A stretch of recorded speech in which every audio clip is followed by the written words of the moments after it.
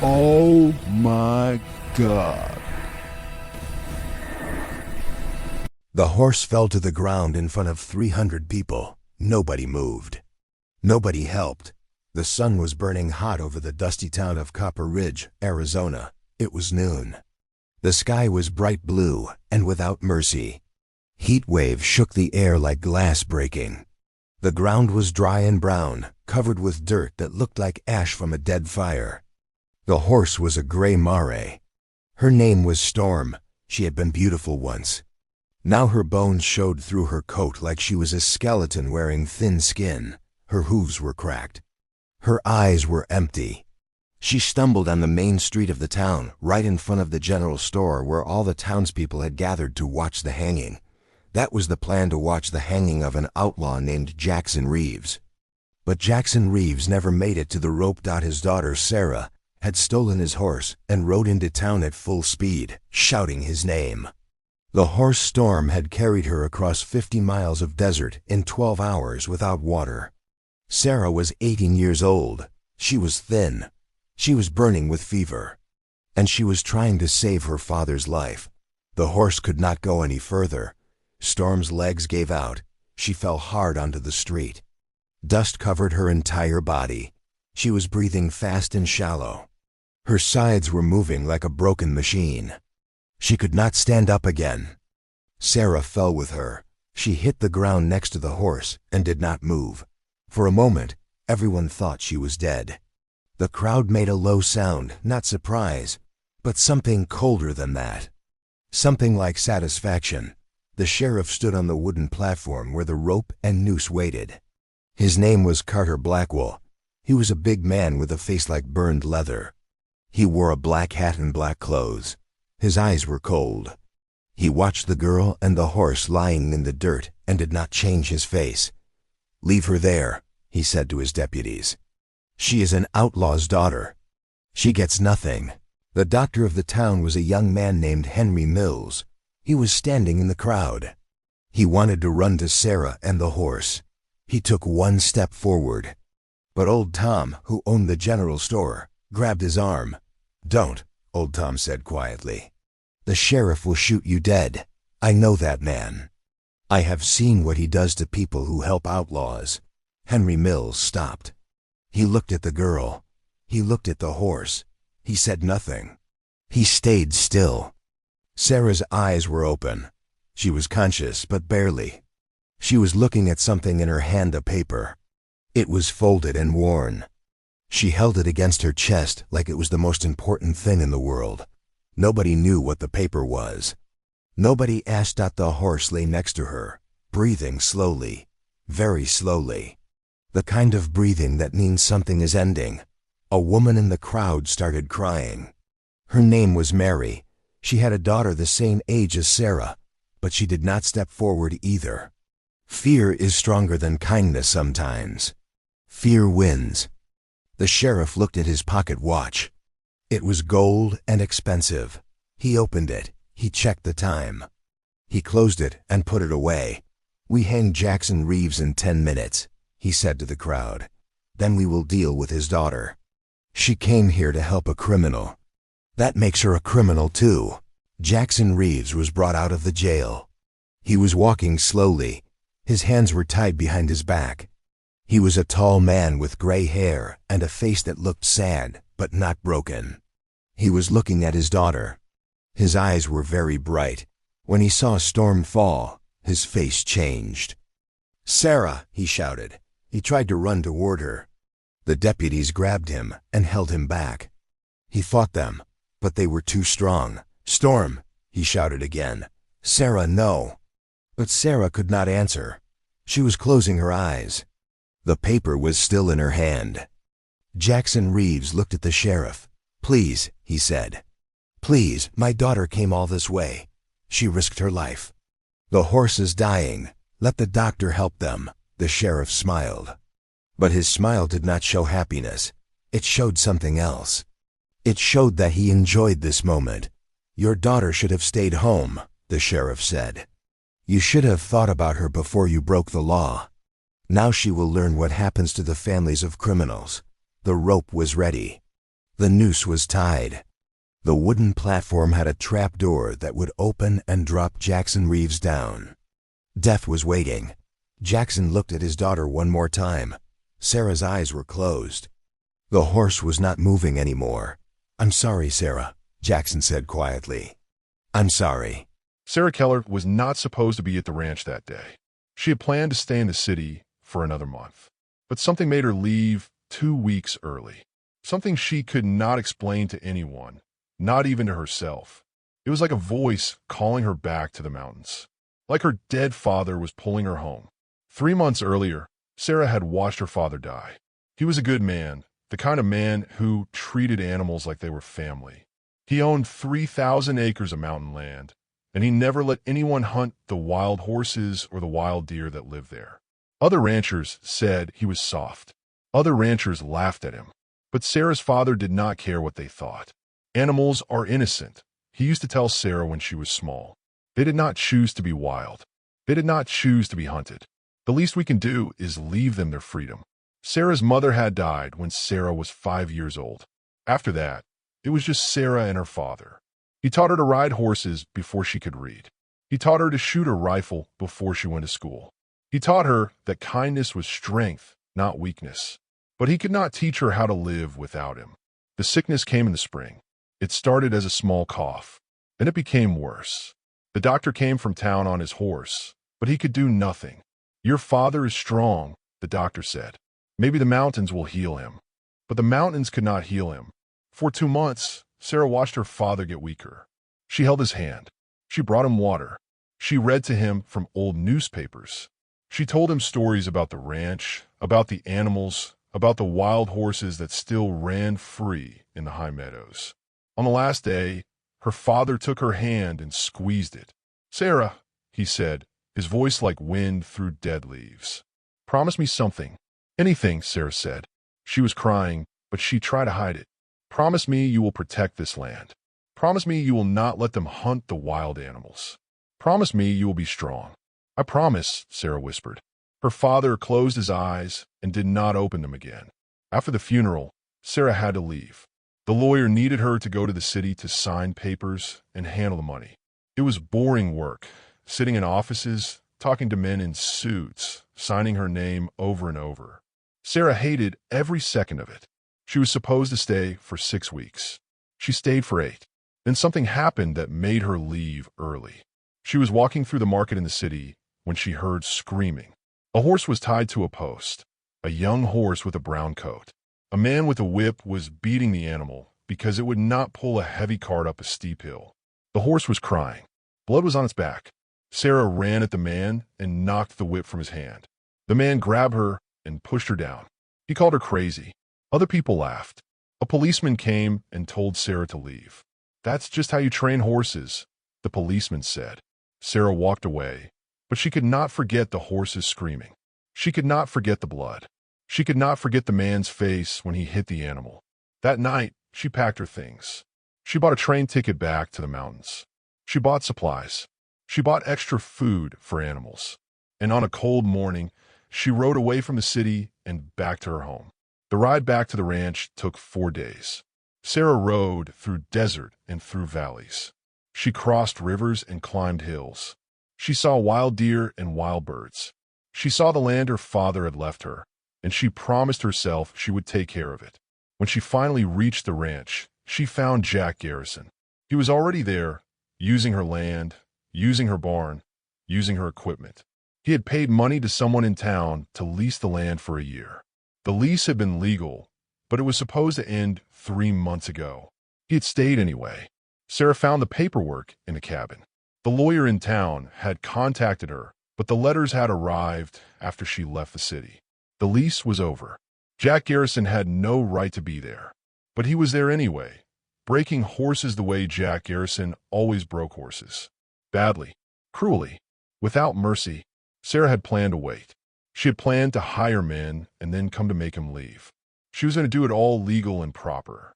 But then she saw the wild Mustang. She was riding through the mountains that morning, checking the fences on her land, when she saw something strange.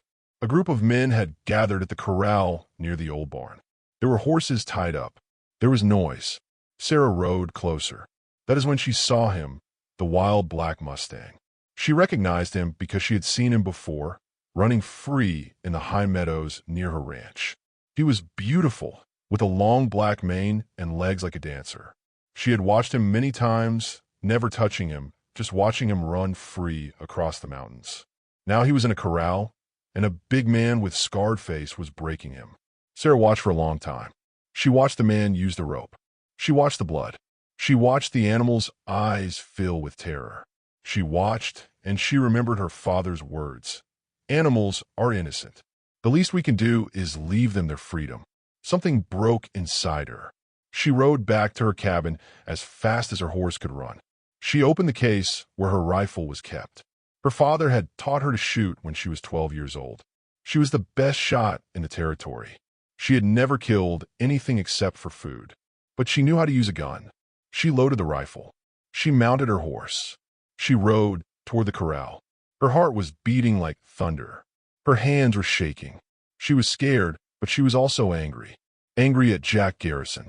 Angry at the man in the city who beat the horse.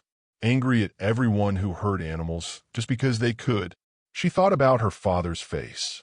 She thought about his final words, "Be strong." When she reached the ridge above the corral, she could see everything. She could see the wild Mustang trembling. She could see Jack Garrison with his knife. She could see the moment when he was about to end the animal's life. And Sarah made a choice. She raised her rifle. She fired into the air, and she rode down the ridge to change everything. The rifle shot echoed across the badlands, but the girl had not pulled the trigger. Instead, she fired the gun into the air, a single loud shot that cracked like thunder and made every man in the corral jump like frightened rabbits. The sound was so sudden, so unexpected, that it broke the terrible moment like glass breaking. Jack Garrison stumbled backward. His hand with the knife dropped to his side. The wild black Mustang reared up, startled by the noise, and for the first time in hours, the rope around his neck went slack. The girl rode down the ridge fast. Her horse was smaller but quick, and she moved like someone who had been riding since before she could walk. Behind her came the other riders. There were 5 of them now. Men on good horses, moving with purpose. "Put the knife down," the girl said again. But this time her voice was different. Not just angry. Now it was the voice of someone with power. Jack Garrison recognized that power.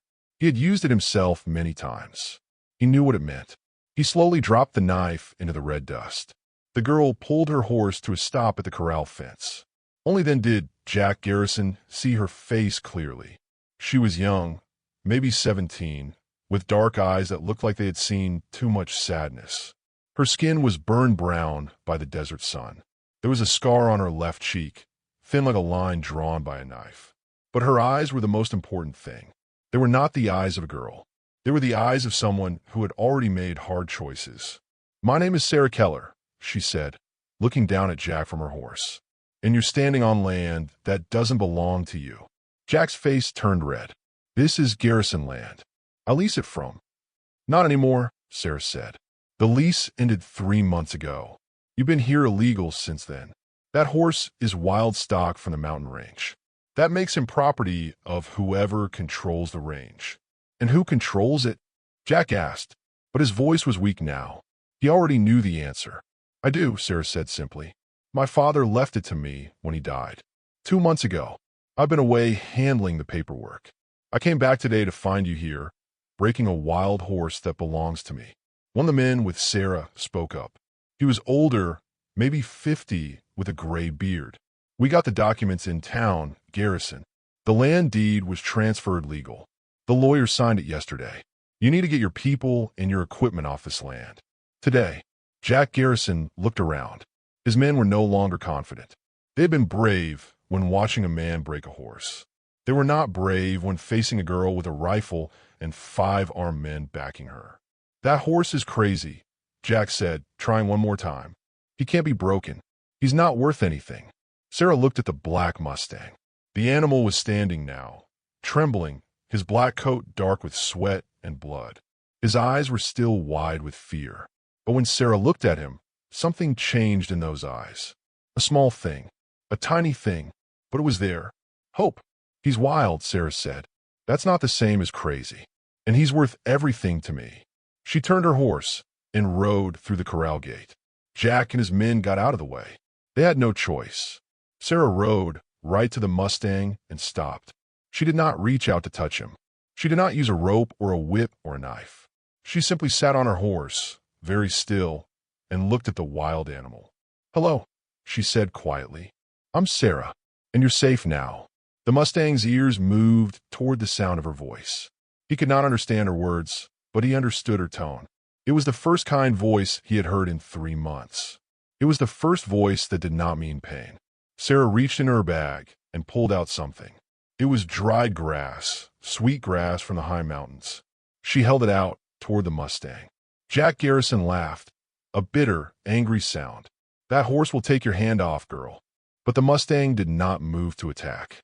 His nose moved forward. His breathing slowed. He could smell the mountain grass. He could smell something wild and familiar and safe. Slowly, carefully, as if he was moving through water, the black horse stepped towards Sarah's outstretched hand. For a moment that seemed to last forever, the horse and girl looked at each other. Then the Mustang ate the dry grass from her palm. The men gasped. Even Jack's cruel face showed shock. No one had ever seen this horse accept food from a human hand without trying to bite or kick. He just needed to know, Sarah said softly, that someone was on his side. She turned her horse back toward the men. Her face was calm and cold. "You have until sunset to leave. If you're still here after dark, my men will remove you. You can take anything that belongs to you, but you leave the horse, and you leave the land." Jack Garrison knew he was beaten. The lease was gone. The land was gone. His reputation, the reputation of being unbeatable, was gone. A 17-year-old girl had just proven that he was not as powerful as he thought. "This isn't over," he said, his voice shaking with rage. "Yes, it is," Sarah replied. "This is exactly where it ends." She reached down and carefully removed the saddle from the Mustang's back. She cut away the ropes that had cut into his black coat. She removed the cruel bit from his mouth.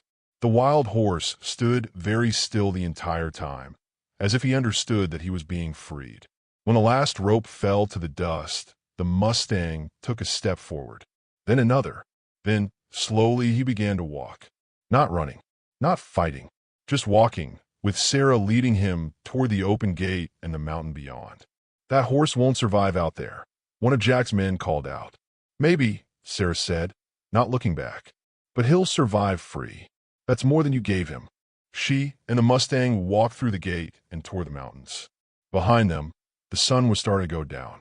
The sky was turning pink and orange. The desert air was finally starting to cool, and the black horse, who had never known kindness, walked beside a girl who had chosen to give it to him. Everything had changed. Sarah rode into the mountains as the sun disappeared behind the rocks. The wild Mustang followed her, not because he was trained, not because he wore a rope, but because he had made a choice. He chose to follow the girl who had saved his life. The trail was narrow and dangerous. Rocks fell away on both sides. Below them, the desert stretched out like a red ocean.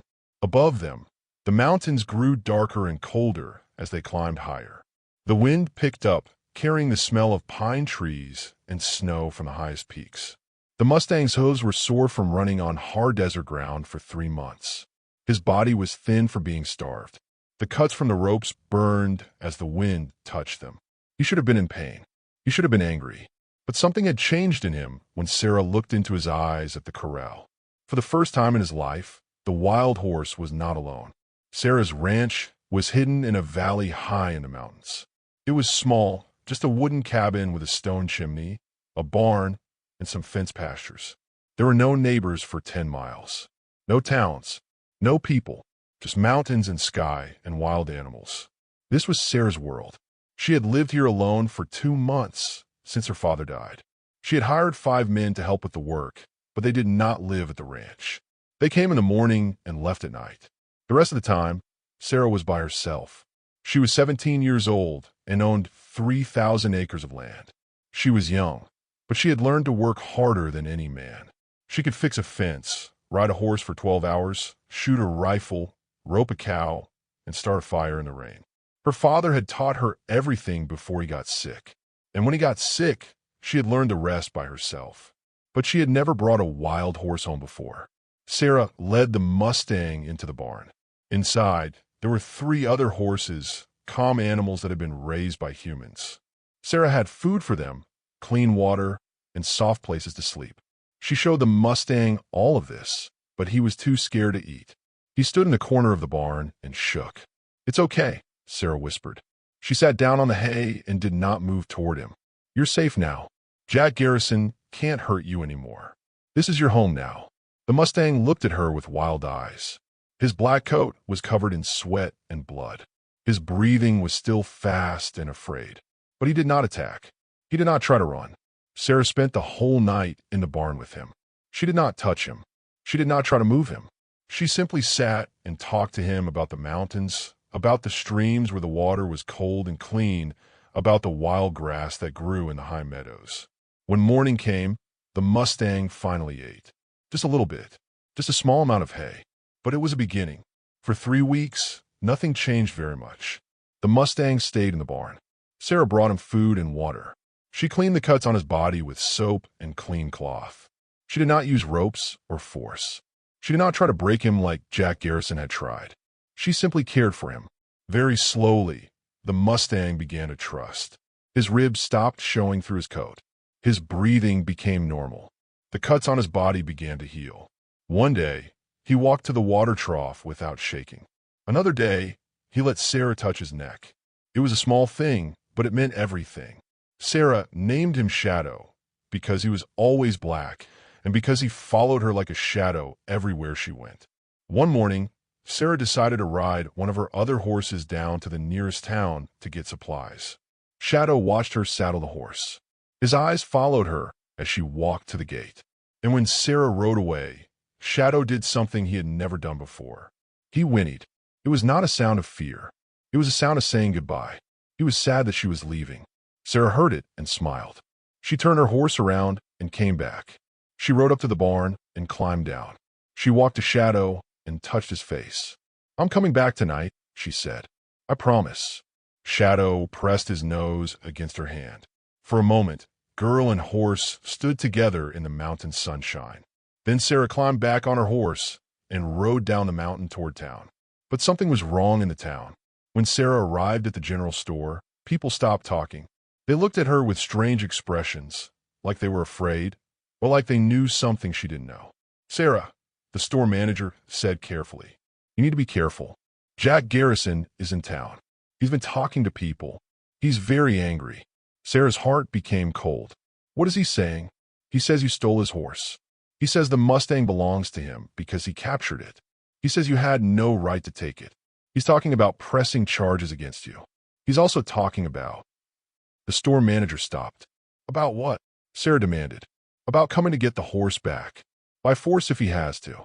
Sarah paid for her supplies with shaking hands. Jack Garrison had lost the land, but he had not lost his anger. And a man with anger and no shame could be very dangerous. She rode back to the ranch as fast as she could. When she arrived, the sun was going down. Everything looked normal. The cabin, the barn, the fences. But Sarah could feel something was wrong. The air felt different. The animals were nervous. She jumped down from her horse and ran into the barn.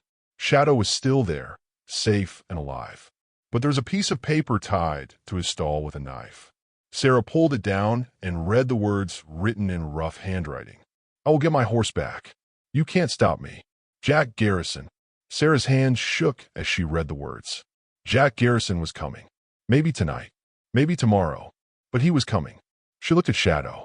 The Mustang looked back at her with those dark eyes. He was no longer afraid. But now he had something else to fear. Not his own pain, but the loss of the girl who had saved him. Sarah walked to Shadow and wrapped her arms around his neck. "Don't worry," she whispered. "I will protect you. Jack Garrison will never hurt you again. I promise you that, even if it costs me everything." Shadow breathed slowly, his body warm against hers. In the mountains, the wind began to blow harder. Dark clouds were coming from the north. A storm was building. And somewhere down in the desert, Jack Garrison was riding toward the mountains with anger in his heart and revenge on his mind. Everything Sarah and Shadow had built together was about to be tested. The real battle was about to begin. Wild West Story, Part 5. The Final Truth: Freedom is Worth Everything. The storm came at midnight. Lightning cracked across the sky like the earth was breaking. Thunder shook the mountains so hard that the cabin's windows rattled. Rain fell so heavy that it was like someone was pouring water from the sky with a bucket. The wind howled through the valleys like a wild animal screaming. Sarah stood at the barn door and looked out into the darkness. Shadow stood beside her, his black coat wet from the rain. The Mustang was not afraid of the storm. He had lived wild in these mountains his whole life. Storms did not scare him, but he stayed close to Sarah anyway. "He won't come in this weather," Sarah said to Shadow. She was trying to convince herself. No one rides in a storm like this. It's too dangerous. But she was wrong. At 2 o'clock in the morning, Sarah heard horses. Not one horse. Many horses. Maybe 6 or 7. They were coming up the mountain through the rain and the dark. She could see lights, torches burning even in the storm. The light was orange and red and wild. Jack Garrison was coming, and he was bringing men with him. Sarah's 5 ranch workers were not there. They had left before sunset because of the storm. Sarah was alone. Just her, Shadow, and the 3 other horses in the barn. She walked to the cabin and got her rifle. She loaded it carefully.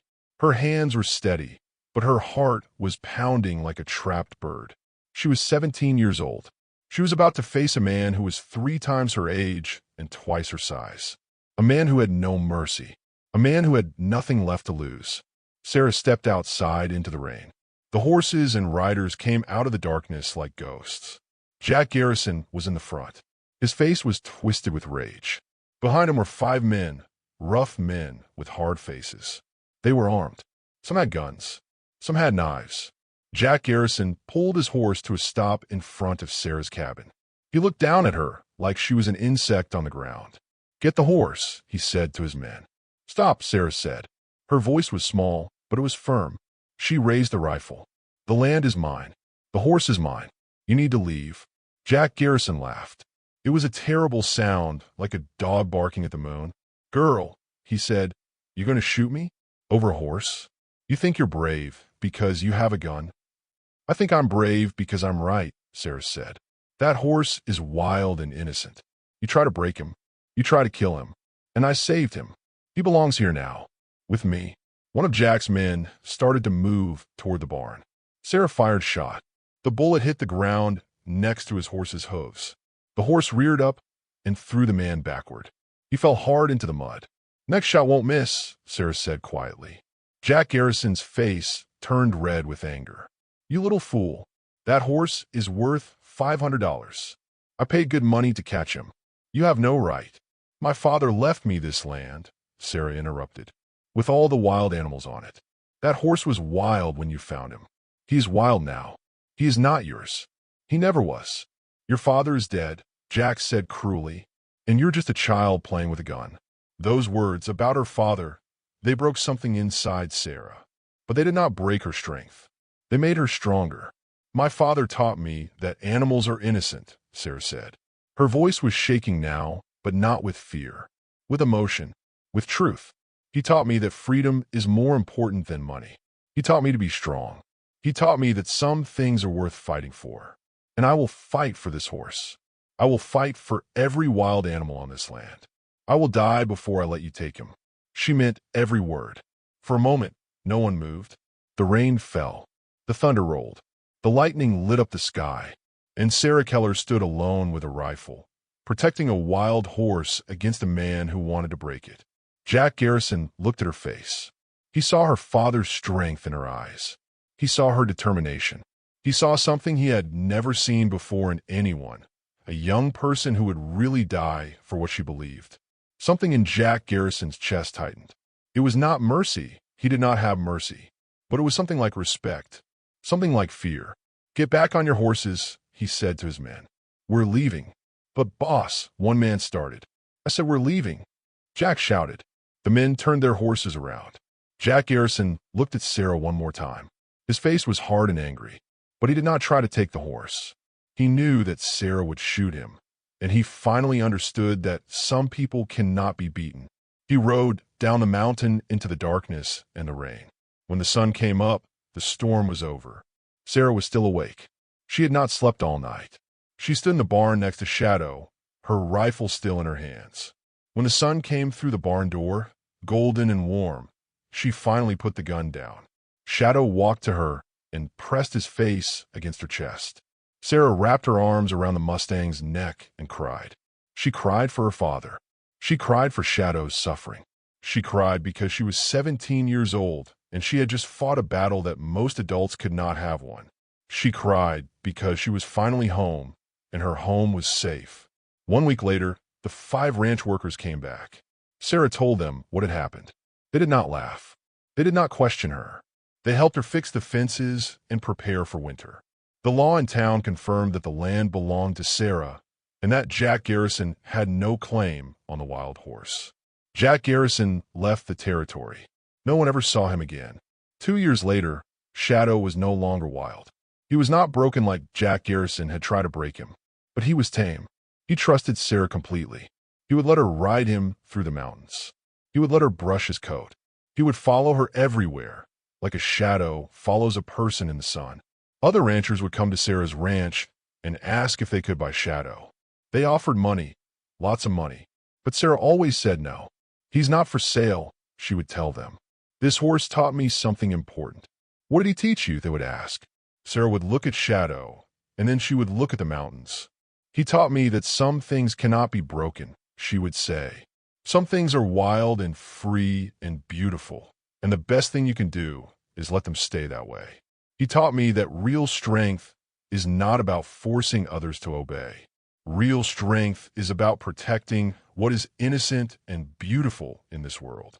Shadow would stand beside her, his black coat shining in the sun, his eyes calm and peaceful. He was a wild horse no longer, but he was also free. He was free because someone loved him enough to let him choose. And in the mountains of Arizona territory, Sarah Keller and her wild Mustang became a legend. Not a legend of conquest, but a legend of love. A legend that said, sometimes the bravest thing you can do is protect freedom instead of take it away. Sometimes saving a wild horse saves a part of yourself you didn't know was broken. And sometimes the most beautiful bond between human and animal is not one made of ropes and force, but one made of trust and kindness. The end.